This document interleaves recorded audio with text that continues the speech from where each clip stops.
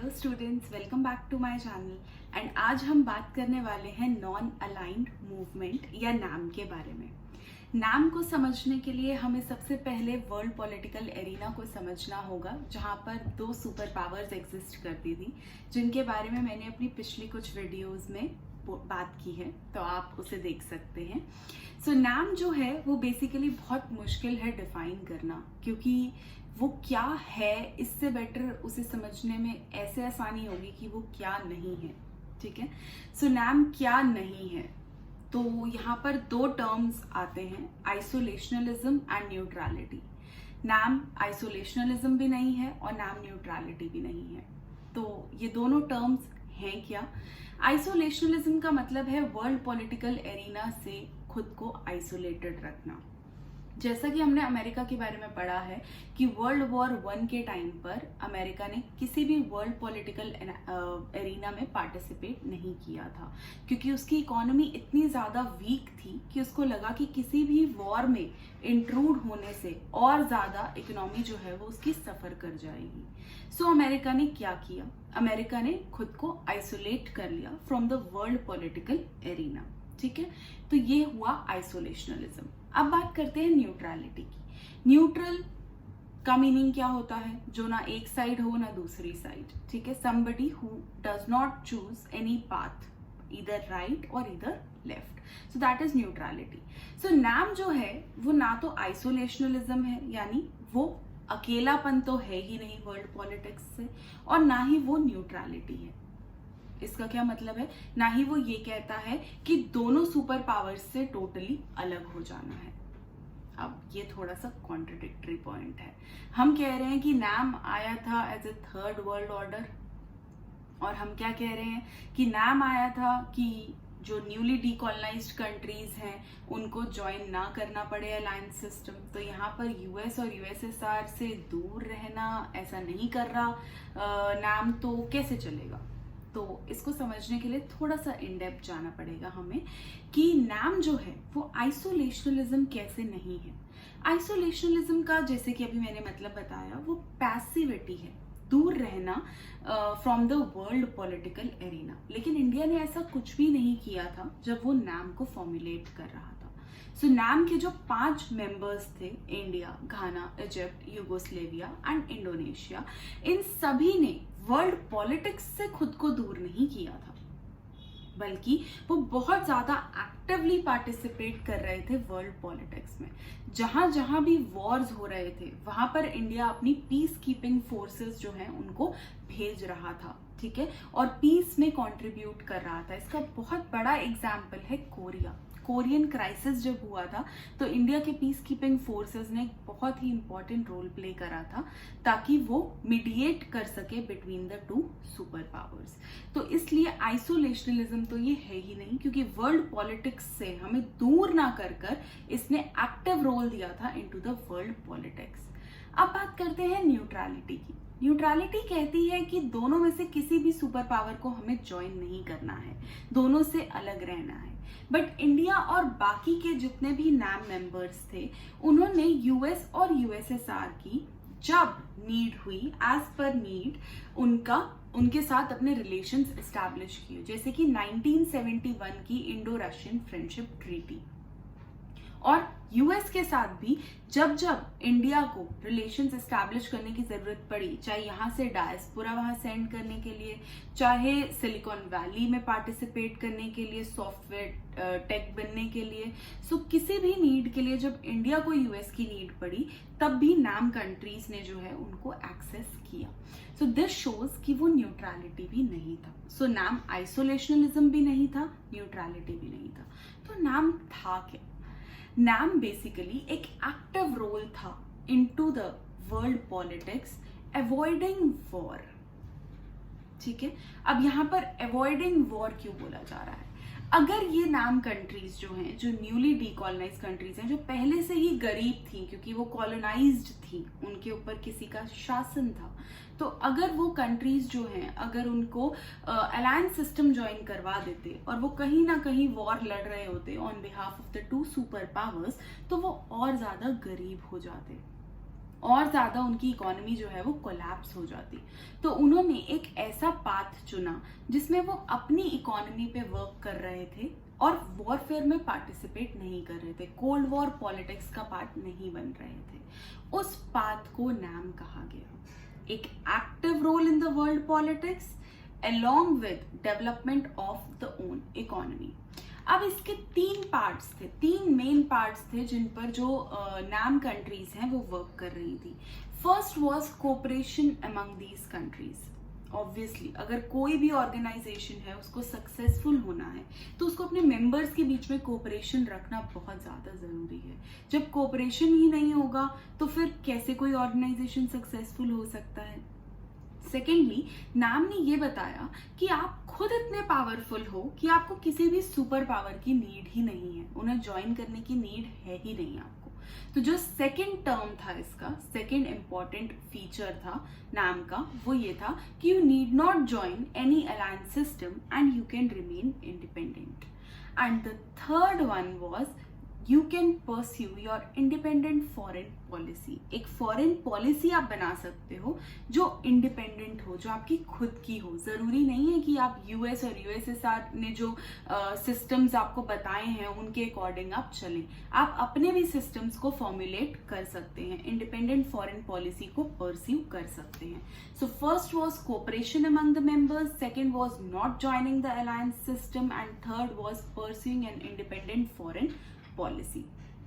सो हमने देख लिया कि कैसे नाम आइसोलेशनिज्म और न्यूट्रलिटी से दूर है और क्या उसके बेसिक फीचर्स हैं। पर अभी तक जितनी भी हमने डिस्कशन नाम के बारे में की है वो पॉलिटिकल ही है बेसिकली, कि इंडिपेंडेंट रहना है, किसी अलायंस सिस्टम को ज्वाइन नहीं करना। लेकिन बार बार मैं ऐसा कह रही हूं कि वो अपनी इकोनॉमी को भी इससे डेवलप कर सकते थे। तो ये कैसे वो कर सकते थे?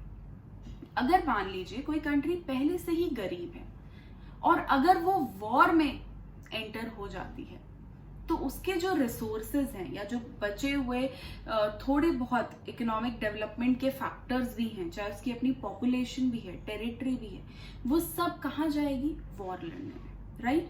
जिसकी वजह से डोमेस्टिक कंज्यूमर गुड्स जो हैं वो कंट्री के अंदर कम हो जाएंगे, पॉपुलेशन कम हो जाएगी जब सोल्जर्स की डेथ होगी, जिससे कंट्री को नुकसान होगा। अब एक कंट्री जो पहले ही गरीब है, क्या वो ऐसा नुकसान अफोर्ड कर सकती है?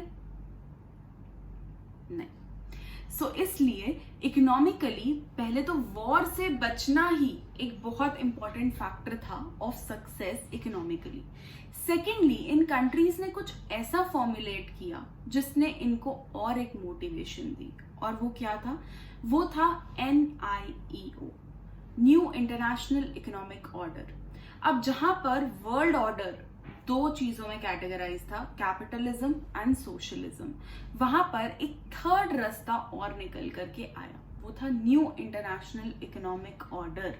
एक नया वे अपनी इकोनॉमी को चलाने का, उसके लिए एक नया इंटरनेशनल वर्ल्ड ऑर्डर एस्टैब्लिश करना, ये जो है मेन फीचर था NIEO, एक मेन फीचर था नाम का। लेकिन इसी ने ही उसे कोलैप्स भी करवा दिया। ऐसा क्यों? जब भी एक ऑर्गेनाइजेशन एग्जिस्टेंस में आता है, हम किसी NGO की बात करें या किसी भी प्राइवेट ऑर्गेनाइजेशन की भी हम बात कर सकते हैं, तो वो एक ऑब्जेक्टिव के साथ आता है, राइट? लेकिन अगर वो उस ऑब्जेक्टिव को छोड़ करके किसी और ऑब्जेक्टिव को अचीव करने में लग जाए तो क्या वो सक्सीड हो सकता है? नहीं। क्यों नहीं हो सकता? क्योंकि उसके जितने भी मेंबर्स हैं वो एक ऑब्जेक्टिव को लेकर के आए थे जो उनको लगा था कि सबका कॉमन ऑब्जेक्टिव है। लेकिन धीरे धीरे उन्होंने देखा कि जो रिच थे, जो प्रॉस्पेरस थे, या जो उस ऑर्गेनाइजेशन में अच्छा कर रहे थे, वेल टू डू थे, उन्होंने अपनी एडवांसमेंट और बढ़ा दी।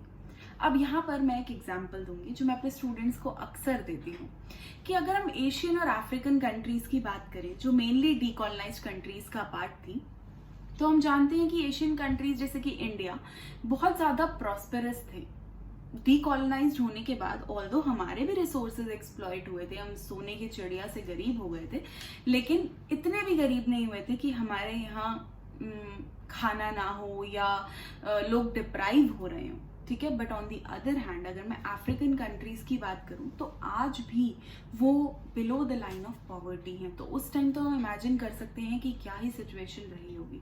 तो जहां पर इंडिया ये कह रहा था कि हमें इंडिपेंडेंट फॉरेन पॉलिसी की जरूरत है, हमें सॉवरेनिटी की जरूरत है, हमें सेक्युलरिज्म की जरूरत है, हमें डेमोक्रेसी की जरूरत है, वहां पर अफ्रीकन कंट्रीज कह रही थी हमें रोटी की जरूरत है।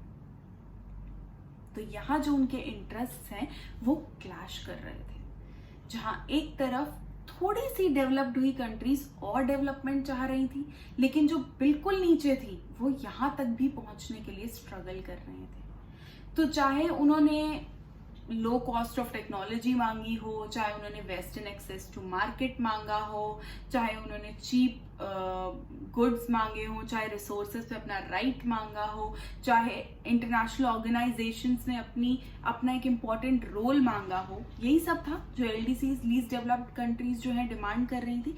लेकिन जो मेन डिमांड थी वो सॉवरेनिटी, सेक्युलरिज्म, इन सबसे बहुत दूर थी, जो इंडिया की एक मेन विजन थी। इंडिया की मेन विजन थी एक वर्ल्ड ऑर्डर एस्टैब्लिश करना, मेनली साउथ एशियन कंट्रीज को लेकर के, जो इन्हें डेवलप करने में हेल्प करे, जो इनकी आपस में हेल्प करे। लेकिन क्योंकि यूनिटी ही नहीं बन पा रही थी, क्योंकि डिस्पैरिटी बहुत ज्यादा थी इन कंट्रीज के बीच में, तो अल्टीमेटली जो रिजल्ट हुआ वो ये हुआ कि नाम कोलैप्स कर गया। तो कोलैप्स ऐसे कर गया कि उसकी उतनी रेलेवेंस नहीं रही जितनी उसकी फॉर्मेशन के टाइम पर थी relevance, right. So with that नाम धीरे धीरे शटर अप होने लगा, ठीक है। अब आई बात 1991 की, जब एक सुपर पावर डिसइंटीग्रेट कर गई, और वो सुपर पावर थी यूएसएसआर। हमने देखा कि यूएस तो ऑलरेडी यहां पर था और यूएसएसआर यहां था, और वो कंटिन्यूसली कोशिश कर रहा था कि एक मैच बना रहे between the two super powers. US को हर जगह चैलेंज करने की कोशिश कर रहा था, चाहे पोटेंशियल थी या नहीं थी, ठीक है। सो यहाँ पर जो उसकी कोशिश थी, जो कंटिन्यूस कोशिश थी, वो उसको कहीं ना कहीं फेलियर की तरफ ले गई। और इसके कुछ रीजंस हम नेक्स्ट वीडियो में डिस्कस करेंगे, जिसमें हम डिसइंटीग्रेशन ऑफ सोवियत यूनियन को एक मेन एजेंडा, मेन टॉपिक लेकर के चलेंगे। तो जब यूएसएसआर कोलैप्स कर गया तो कौन सी सुपर पावर बच गई? America, US. एक यूनिपोलर वर्ल्ड आया। अभी तक बाइपोलर था, 2 पोल्स थे, अभी सिंगल पोल रह गया है, यूनिपोलर। तो जब 2 पोल्स ही खत्म हो गए तो उनके बीच का रास्ता कहाँ बचेगा? सो नाम पे भी एक क्वेश्चन मार्क आ गया कि क्या नाम एग्जिस्ट करना चाहिए अब, क्योंकि अब दोनों ही सुपर पावर्स कोलैप्स कर गई हैं, तो इन दोनों को अवॉइड करना ही तो नाम था। तो अब नाम का क्या रोल है? क्या नाम एक बाइपोलर वर्ल्ड के खत्म होने के बाद यूनिपोलर वर्ल्ड में एग्जिस्ट करता है? तो कुछ लोग कहते हैं कि हाँ, नाम अभी भी एक बहुत इंपॉर्टेंट रोल प्ले करता है वर्ल्ड पॉलिटिक्स में। कैसे? क्योंकि नाम जो है उसमें बेसिक कोर वैल्यूज हैं, क्योंकि वो एक वैल्यू सिस्टम की बात करता था। क्या वैल्यूज थी? कि आप इंडिपेंडेंट हो, आपको किसी बड़ी सुपर पावर की जरूरत नहीं है। और ये चीज हमें किसी को भी समझानी हो तो ये कभी भी किसी भी एरा में ये बात पुरानी नहीं होती। जब हम किसी को समझाते हैं कि आप अकेले ही काफी हैं, right, when people attempt for things like suicide, तो हम उनको क्या समझाते हैं कि नहीं, आप अकेले ही काफी, you need not want or need people with you to make you feel complete, you are complete within, right? तो ऐसी चीज समझाने के लिए नाम एक बहुत ही इम्पोर्टेंट पॉइंट बन जाता है, एग्जाम्पल बन जाता है कि जहां पर नई नई डीकॉलोनाइज्ड कंट्रीज जो गरीब थी, जिनके पास कोई रास्ता ही नहीं था कि वो कहाँ जाएं, उन्होंने नाम को चुना और नाम के साथ वो इतनी ऊपर तक आए। तो एक कोर वैल्यू जो है वो एस्टैब्लिश करता है नाम। तो ऐसी कोर वैल्यू देने वाला कोई भी इंस्ट्रूमेंट जो है वो कभी भी फेल नहीं हो सकता। सेकेंडली, इंडिपेंडेंट फॉरेन पॉलिसी की बात नाम करता था, जो हमेशा ही रेलेवेंट रहेगी। इंडिपेंडेंट फॉरेन पॉलिसी परस्यू करना हर कंट्री का एक बेसिक राइट है और वो हमेशा इंपॉर्टेंट रहेगा, और इसीलिए ये हमेशा जो है रेलेवेंट रहेगा। मोर ओवर, इन्होंने जो कंट्रीज जो नई नई डीकॉलोनाइज हुई थी, जिनके पास ना नाम था ना आइडेंटिटी थी, अभी तक वो एक कॉलोनी के नाम से जाने जाते थे, उनको एक हिस्टोरिकल एफिलिएशन दिया, एक नाम दिया क्या नाम था वो? नाम कंट्रीज, न्यूली अलाइंड कंट्रीज, जो कि नॉन अलाइंड कंट्रीज, ठीक है, जो कि नॉन अलाइंड रह करके भी अपनी एक आइडेंटिटी जो है वो बनाती रही, ठीक है। सो ये एक आइडेंटिटी, एक हिस्टोरिकल एफिलिएशन भी नाम ने उन्हें प्रोवाइड किया था। तो एक ऐसी ऑर्गेनाइजेशन, एक ऐसा इंस्टीट्यूशन जिसने लोगों को जीने का सहारा दिया, बेसिकली जो पूरे तरीके से डिप्राइव हो चुके थे, वो कैसे फेल हो सकता है? अब जो एक मेन पॉइंट नाम में आता है वो यही है कि इंडिया और नाम का क्या रिलेशन है। इंडिया और नाम को लेकर के बहुत सारी डिस्कशन वर्ल्ड वाइड होती है, जिसमें इंडिया को बेसिकली बहुत हद तक क्रिटिसाइज किया जाता है, बीइंग इनकंसिस्टेंट एंड अनप्रिंसिपल्ड, ठीक है। कहा जाता है कि इंडिया इनकंसिस्टेंट है, जहां पर एक तरफ तो वो कहता है कि किसी सुपर पावर को ज्वाइन मत करो, वहां पर वो ट्रीटी ऑफ फ्रेंडशिप साइन कर लेता है, तो कितनी कंसिस्टेंसी नहीं है उसके बिहेवियर में, जब चाहे जो चाहे वो कर लेता है।